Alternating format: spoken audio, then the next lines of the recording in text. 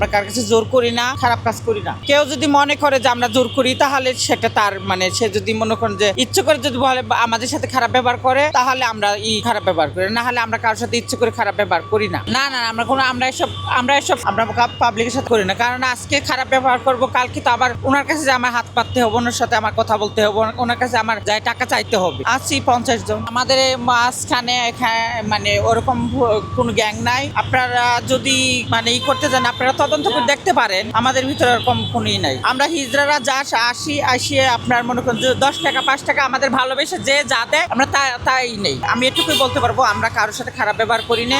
আমরা সবার কাছে ভালোবেসে সালাম দিয়ে করে আমরা সবার কাছে টাকা চাই। এখন যদি কেউ যদি নিজে থেকে মনে করে নেয় যে আমরা খারাপ ব্যবহার করি তাহলে এতে তো আমাদের কিছু বলার নাই।